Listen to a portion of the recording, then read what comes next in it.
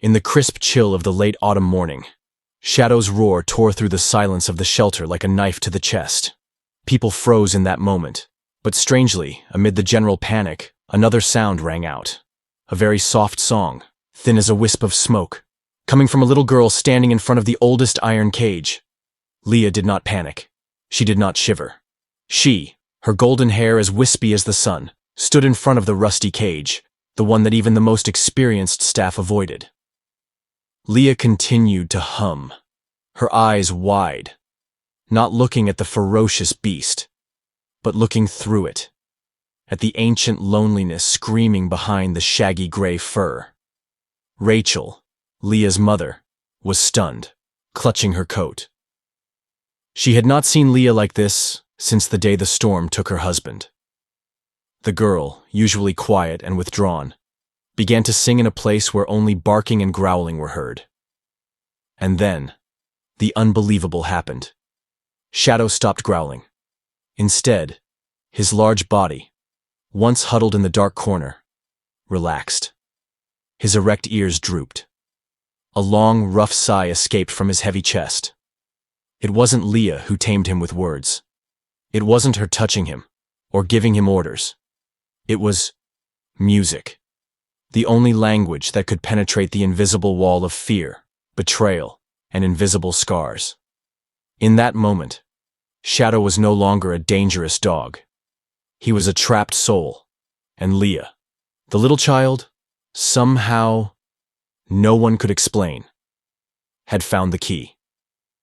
Rachel hardly remembered moving. Her breath hitched in her chest, her fingers trembling around the strap of her bag. Around her, the shelter seemed to dissolve. The flickering fluorescent lights, the smell of bleach and wet fur. All of it faded until there was only the girl, the dog, and the fragile thread of a melody hanging between them. For one unbearable moment, no one breathed. Shadow lowered his head, not in submission, not in fear, but as if he was listening, truly listening, for the first time in years. Leah closed her sketchbook without looking away from him. Her voice faded, but the echo of her song seemed to linger in the concrete walls. She took a tiny step closer, not touching the bars, not reaching out, just being there. Present. Rachel forced herself to swallow the instinct to pull her daughter back. Something ancient, something beyond logic, held her in place. It was the same feeling she'd had once, a lifetime ago, when she sat by David's hospital bed, holding his hand even after the machines had gone silent. Some connections didn't require words. Trish, the shelter supervisor, finally rounded the corner, her sneakers squeaking sharply on the wet floor. She froze mid-step when she saw them. "Back away slowly," she said, her voice rough with disbelief rather than fear. He's never... Rachel stepped between them gently, her heart pounding, guiding Leah back without breaking the invisible thread stretching between the girl and the dog. As they left the shelter that afternoon, Leah was silent, but not in the hollow, empty way she had been these past months. There was a weight to her silence now, the kind that carried meaning, not loss. In the car, Rachel started the engine, hands steady despite the tremble. She felt deep in her bones. Then, just as she pulled onto the road, Leah whispered, almost to herself, "He doesn't want to hurt anyone. He's just been waiting for someone to hear him." Rachel said nothing. But in her chest, something cracked. Not broken, but opening. And back at the shelter, alone again in his cage, Shadow lay down for the first time since arriving. Not pressed against the back wall, but at the front, where the cold bars touched the tip of his nose, where the memory of a song still floated in the air. The next morning, the sky hung low with heavy clouds, and the chill in the air tasted of rain. Rachel made Leah breakfast. Oatmeal, cinnamon, the usual. But the girl barely touched it. Instead, she sat by the window, sketchbook propped against her knees, pencil moving in soft, deliberate strokes. Shadow. Always. Shadow. But now, the drawings were different. No longer was he curled in a corner, teeth bared, shadows swallowing him whole. Now, he stood at the edge of something, a clearing, a threshold, as if he was about to step into a world he wasn't sure he deserved. Rachel watched quietly, a mug cooling in her hands. She had spent years studying grief, teaching others how to navigate it. But nothing had prepared her for the delicate, painful hope growing inside her daughter now. "I want to go back," Leah said suddenly, her voice firm in a way that brooked no discussion. Rachel hesitated. Every manual, every training she'd ever read about trauma, both human and animal, warned against reckless exposure. But what Leah had with Shadow wasn't reckless. It wasn't even planned. It was something older, instinctive. The kind of bond you didn't teach. You simply recognized when it found you. So, Rachel nodded. They returned in the rain. This time, the shelter was nearly empty, the storm keeping away would-be visitors. Inside, the air smelled damp, the fluorescent lights flickering like tired sentinels. Shadow was in the same kennel, but he wasn't pacing. He was waiting. The moment Leah stepped through the door, something in him shifted, barely perceptible, like the weight of an unseen hand lifting from your shoulder. His ears pricked. His tail didn't wag. That would have been too much, too soon. But it hung lower, less stiff. Leah approached slowly, no song this time. Just the soft shuffle of her boots across the concrete. She knelt a few feet from the bars, opening her sketchbook, turning the pages until she found the one she had drawn the night before. Shadow, standing at the edge of a clearing. A little girl nearby. Her face turned not toward him, but toward the horizon. She placed the book gently on the floor and pushed it toward the kennel. And then she did something no one expected. She closed her eyes. She didn't look at him, didn't demand his gaze, didn't offer her hand. She simply became still, utterly still, like a note held so softly in the air that it became part of the silence itself. For a long time, nothing happened. And then, almost shyly, Shadow crept forward, one paw at a time, slow and cautious. He pressed his nose to the bars, not to sniff the girl, not to snarl, but to breathe in the space she created. The quiet, the trust, the remembering. Rachel felt the burn of tears she hadn't allowed herself in months. Not for David. Not for the long, brittle winter they had survived after he was gone. But now. Because a little girl and a broken dog were teaching each other how to breathe again.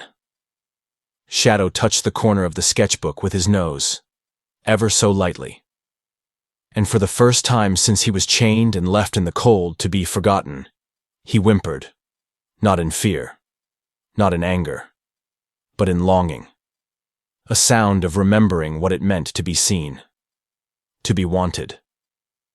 Rachel knelt down beside her daughter, her hands resting loosely on her thighs, her heart pounding slow and deep, like the first steady beats of a healing wound. "Mom," Leah whispered without opening her eyes. "He remembers something." Rachel nodded. "So do you," she said. Outside, the rain softened. Inside, something even older than the rain began to mend. The drive home was silent, but not hollow. It was the kind of silence that hummed just beneath the skin. Alive, unfinished, like a song still searching for its last verse. Leah stared out the window, her sketchbook pressed against her chest. Rachel drove carefully, the wipers swaying in rhythm with her thoughts. Shadows from the rain-streaked trees danced across the dashboard, and for a fleeting second, Rachel could almost pretend she was steering not a car, but a life. A fragile thing she had almost forgotten how to guide. That night, after Leah drifted into sleep, Rachel sat at the kitchen table alone. The shelter's website glowed on her laptop, casting a pale halo over the unpaid bills, the half-folded laundry, the remnants of a life still trying to rebuild itself. Shadow's file blinked back at her. Dog ID number 17-09, German Shepherd. Mix. Estimated age, 6 to 7 years. History, unknown. Behavior, unpredictable. Recommendation, not fit for adoption. Rachel leaned back, closing her eyes against the bureaucratic cruelty of it. A life reduced to a string of warnings and numbers. A soul measured only by how much damage it might cause. She thought of Leah, closing her eyes in front of Shadow's cage. She thought of the sketchbook, the tiny touch of Shadow's nose against the corner of the paper. She thought of all the times she had sat with her patients, listening to grief turn to rage, then to silence, and how long it took to find a voice again. Shadow wasn't dangerous. He was waiting for someone to listen longer than it hurt to speak. Rachel opened a blank document on her laptop. Her fingers hovered over the keys only for a moment. Then she began to type. A letter. No. A vow. Not filled with polished arguments or desperate pleas. Just the truth, laid bare like an open wound. You see a dangerous animal. I see a wounded soldier. You see risk. I see a story that was never allowed to finish. My daughter needs this second chance as much as he does, maybe more. When she finished, Rachel saved the document. Then, before she could second-guess herself, she hit print. The whir of the printer filled the kitchen. It sounded almost like breathing. The next morning, Leah found the letter folded neatly beside her cereal bowl. She didn't ask questions. She just smiled, a small, knowing curve of her mouth, and packed her sketchbook without Rachel having to say a word. At the shelter board meeting, Rachel faced them alone. A semicircle of stiff faces, clipboards, statistics, worst-case scenarios printed in bold. The room smelled like old coffee and damp carpet, the kind of room where hope usually came to die. Dr. Morgan, the head vet, opened the file without looking up. You're a single parent, he said, as if the words themselves were a verdict. Rachel folded her hands in her lap. Her heart beat against her ribs, not wildly, but steadily, stubbornly. I'm not asking you to trust him, she said quietly. I'm asking you to trust us. The room shifted, uneasy. He's unpredictable under stress, another board member said, flipping through pages like they were looking for an excuse to say no. Rachel smiled, but it wasn't a polite smile. It was the kind you earned after standing in the fire and coming out the other side. So are most humans, she said. Trish, the shelter supervisor who had witnessed Leah and Shadow together, cleared her throat. I saw something, she murmured, almost embarrassed by the softness in her voice. I don't know what it was, but it mattered. The vote wasn't unanimous, but it was enough. 4 in favor, 3 against. Rachel signed the papers with a hand that barely trembled. Outside the shelter, the storm had passed. The sun hadn't broken through yet, but the light was there, pale and persistent, hiding just beyond the horizon. Rachel stepped into it, holding Leah's hand in one and Shadow's adoption file in the other. They weren't a perfect family. They were something better. They were a beginning. The house was quiet when they brought him home. Not the kind of sterile, heavy quiet that hospitals knew, but a living kind of quiet, like the hush of a forest after snowfall. Rachel had prepared everything. A crate with no door, tucked gently by the fireplace. A blanket that still smelled faintly of lavender. Bowls of fresh water and warm food placed without ceremony. A welcome without demands. Shadow didn't rush in. He stepped across the threshold like a soldier entering an unknown land. Ears sharp, muscles taut. Every inch of him asking, "Is it safe?" Rachel didn't speak. Neither did Leah. They simply sat on the floor, cross-legged, their hands resting palms up on their knees, not reaching for him, but offering something rarer. Presence. Shadow circled the room, nose twitching, each footfall tentative, as if the hardwood itself might betray him. He sniffed the corner by the fireplace, the doorway to the kitchen, the hall where the stairs curled upward like a lazy river.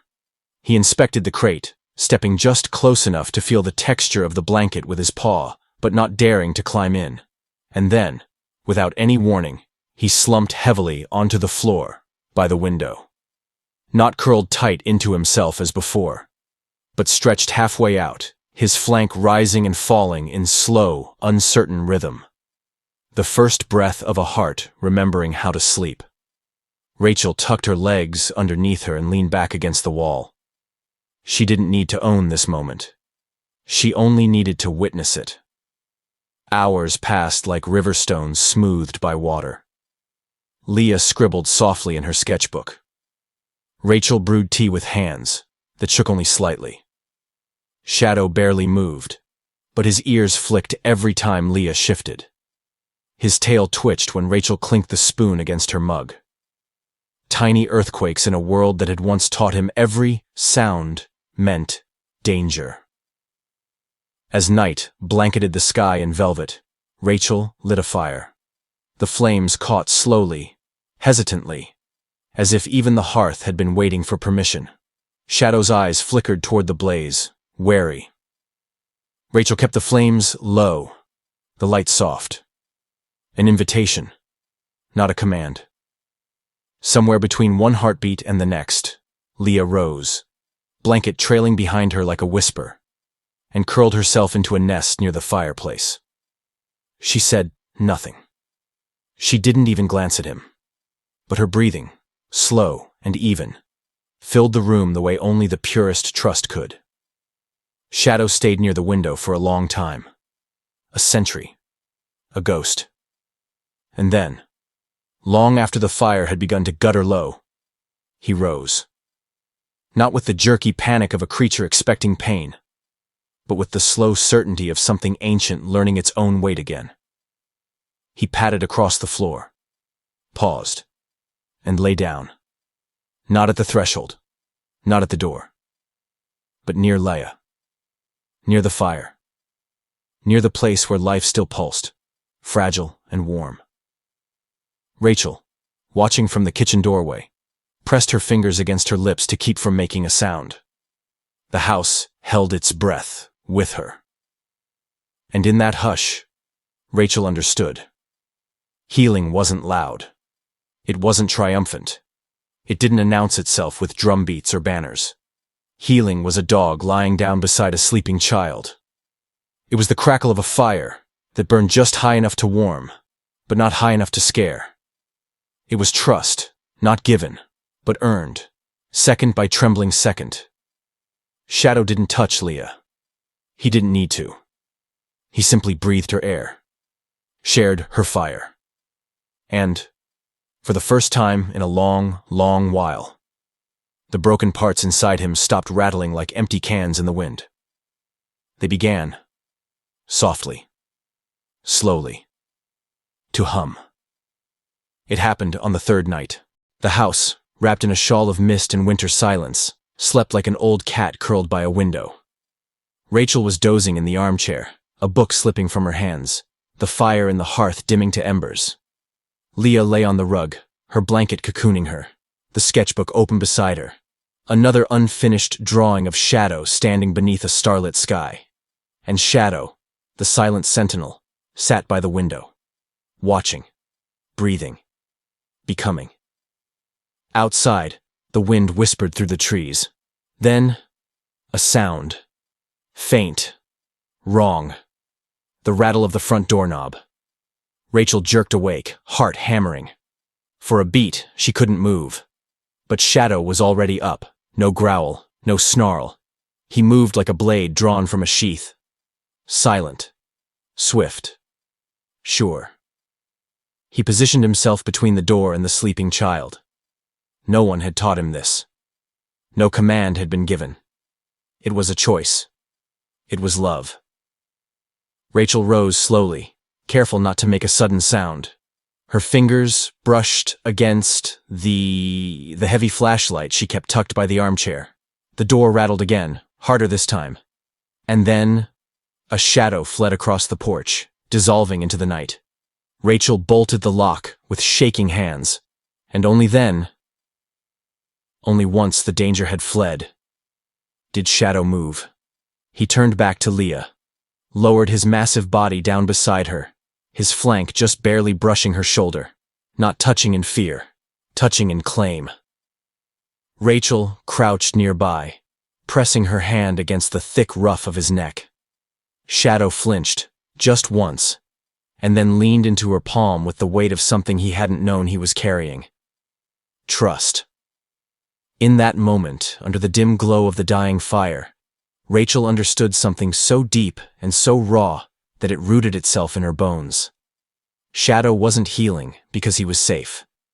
He was healing because for the first time, he was needed. Outside, the night knitted itself back together. The wind gentler now, almost tender.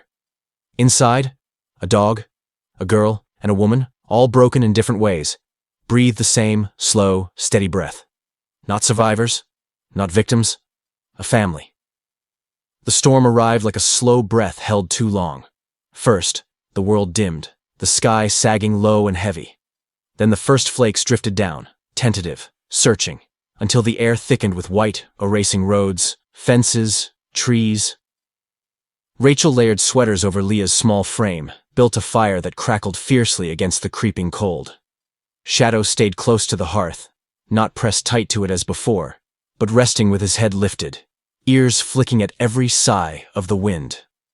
For 2 days, they lived inside the hollowed-out world of snow and silence. Leah turned the living room into a camp. Pillows, blankets, books stacked like miniature fortresses. Shadow paced sometimes, circled the room with restless steps, but he always came back to her. Always. On the third morning, Rachel bundled them both into coats and scarves and boots. The power was still out, but the world outside had transformed. A cathedral of white, soft, and endless. "We'll just walk a little," Rachel said, more to herself than to Leah, as she broke a path through the waist-high drifts. Shadow moved with them, his dark shape stark against the snow, his tail low but steady. Every few steps, he paused, sniffing the air, reading the world the way only creatures born of bone and instinct could. The town was a ghost, Maple Hollow stripped of sound and shape, everything muffled under the heavy hand of winter. Halfway through their slow loop toward home, it happened. Shadow froze, his body tensed, not in fear, but in purpose. Then, he ran. Not wild, not reckless. Focused. Rachel called after him instinctively, but her voice broke apart in the cold air. Shadow plunged through the snowdrifts, ears pinned, nose cutting through the frozen world like a compass that remembered something the earth itself had forgotten. Rachel grabbed Leah's hand and stumbled after him, boots slipping, heart pounding. They found him just beyond the curve of the woods. A boy, no more than 10, half buried in the snow, his jacket torn, his lips cracked and blue. His bike lay crumpled nearby, one wheel still spinning lazily. Shadow was already there, standing over the boy, his body still, his tail stiff. He leaned down and nudged the boy's shoulder with his nose. Once, twice. A silent urging. Stay alive. Rachel knelt beside him, tearing off her gloves, her fingers numb as she checked for a pulse. Alive, but faint. She fumbled for her phone with shaking hands, calling 911, with a voice that barely found itself. Shadow didn't move. Even when the rescue team arrived, bright vests, heavy boots crashing through the snow, he stayed between Rachel, Leah, and the boy. A wall of fur and breath and loyalty. Not snarling, not attacking. Just there. A black sentinel etched against the blinding white, refusing to let the cold steal another life. Only when Rachel whispered, "It's okay," and placed her hand on his shoulder, did Shadow finally step. When they carried the boy away on the stretcher, Shadow followed at a careful distance. Not a pet, Not a possession, but a protector who understood that some things needed to be guarded until the very end. That night, back home, when the world was still frozen and the fire in the hearth burned low, Shadow didn't curl up by the door. He didn't withdraw to the corners of the house. He climbed onto the wide window seat, slowly, stiffly, where Leah had fallen asleep with a book slipping from her fingers. And, without ceremony, he settled beside her. Not touching, not crowding. Just close enough that her breath stirred the fur along his back. Rachel stood in the doorway, one hand pressed to her mouth, the other clutched against her chest. Not from fear, not from grief, but from wonder. Because sometimes love didn't arrive with trumpets and parades. Sometimes it came quietly, fiercely, wrapped in fur and teeth and a heart that refused to give up. Shadow closed his eyes, the firelight flickering against the curve of his muzzle. And for the first time in a long, long life, he slept not as a soldier, not as a ghost, but as family. Spring came slowly to Maple Hollow. Not in grand flourishes of color, but in soft persistence. The snow surrendering drip by drip, the earth breathing again beneath heavy layers of white. Inside the Moore house, the changes were just as quiet, but just as unstoppable. Shadow no longer slept with one eye open. He no longer flinched when the floorboards creaked or the fire popped. He stretched out fully now, legs sprawled, mouth slightly open in dreams, as if the very gravity of the house had shifted, become a place he could belong to. The letter arrived one morning tucked between bills and catalogs, bearing the official seal of Maple Hollow Animal Rescue. Rachel read it at the kitchen counter, her fingers trembling only slightly. Subject: Shadow, ID number 17-09. We consider Shadow's rehabilitation a remarkable success. His progress has exceeded all expectations and serves as a model for future behavioral cases. We hereby lift all conditional requirements attached to his adoption. At the bottom, in smaller print, would you, along with Shadow, consider speaking at our upcoming adoption awareness event? Rachel smiled. Not a smile of victory. A smile of recognition, of how far they had traveled, breath by breath, step by trembling step. When she told Leah, the girl only nodded solemnly and pulled her sketchbook closer. She began a new drawing. Shadow, standing on a bridge, his silhouette dark against a sky spilling with stars. No leash, no chains, only freedom. The day of the event was bright, but cool. The sun flickering between the branches still bare from winter. Rachel drove slowly, one hand resting lightly on the wheel, the other occasionally brushing against Shadow's thick fur where he sat quietly in the back seat. At the shelter, the parking lot buzzed with activity. Volunteers setting up tables, balloons bobbing weakly in the crisp air, children dragging parents toward cages lined in neat rows. It could have been any adoption event. But for Rachel, for Leah, for Shadow, it was a pilgrimage. As they stepped out of the SUV, heads turned. Some volunteers stiffened instinctively, their memories slower to thaw than the season. But Shadow didn't lunge. He didn't cower. He moved forward with a steady, grounded gait, his tail low and relaxed, his ears tilted not in fear, but in listening. He remembered this place, but he was no longer captive to it. The presentation was held in a modest clearing near the kennels. Folding chairs, set in semicircles. A small podium, crooked slightly from the uneven ground. Rachel stood behind it, Leah by her side, Shadow sitting calmly at their feet. She didn't bring notes. She didn't need them. She spoke, simply. Healing isn't something we can demand from another soul. It's something we earn. One day, one breath, one choice at a time. She told them about Leah's song, about waiting without touching, about breathing without fear. She told them about Shadow's choice that night at the door. Not to fight, not to flee, but to stand. Sometimes, Rachel said, her voice steady despite the tightening in her throat, the most broken among us are simply waiting for someone to believe they are worth the work it takes to heal.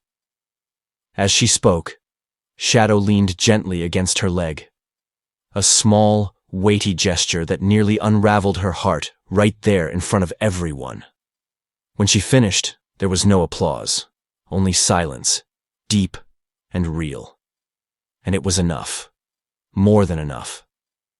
That evening, back home, the sunset bled molten gold through the windows. Rachel sat by the fireplace, nursing a cup of tea gone cold from neglect. Across the room, Leah sprawled on the window seat, sketchbook balanced against her knees, her pencil whispering across the page. Shadow lay stretched between them, his body a bridge of breath and warmth. Rachel set down her mug, crossed the room, and sat beside her daughter. Without a word, she reached out and rested her hand, first on Leah's knee, then on Shadow's flank. Neither moved away. In the small, golden moment, Rachel realized, some stories don't need endings. Some stories are rivers, winding, deepening, flowing forever. And this breath, this fire, this broken, beautiful family was just beginning. Shadow exhaled a long, slow breath, and the house, the heart, breathed with him. Years later, the seasons continued their slow, sacred turning. The house at the edge of Maple Hollow weathered them all. The biting winters, the soft-mouthed springs, the summers that smelled of rain and cut grass. Inside, the walls bore witness to a different kind of time. Pencil marks climbing the doorframe, measuring Leah's steady growth. Sketchbooks stacked in uneven towers, pages bursting with shadows and light. The soft creak of old floorboards familiar under hurried footsteps and laughter. And Shadow, the black sentinel who had once cowered behind rusted bars, grew older, too. His muzzle grayed at the edges, his gait slowed to a thoughtful lope. But his eyes remained the same. Deep, unwavering, quietly ablaze with a loyalty that time could only temper, not erase. On the first true day of spring one year, Leah, now taller, steadier, opened the front door and stepped out onto the porch. Shadow rose from his place by the window, bones stiff but spirit unbowed, and followed her. The maple trees were budding. The earth smelled of thaw and promise. Leah turned, her hands tucked into the pockets of an old jacket 2 sizes too small. She didn't say anything. She didn't have to. She just patted the porch once, a silent invitation. And Shadow came to sit beside her. They watched the morning bloom together. The world wasn't loud. It didn't need to be. Because some stories, the real ones, aren't written in thunder or fanfare. They are etched in the slow exhale of a trusted breath, in the creak of old wood under familiar weight, in the way 2 souls, battered, rebuilt, unbreakable, choose every day to stay. And there, in the soft golden hush before the sun rose fully, Leah rested her head against Shadow's shoulder. He leaned in, not with effort, but with memory. Because love, once truly found, never forgets the way home. Not in this life. Not ever.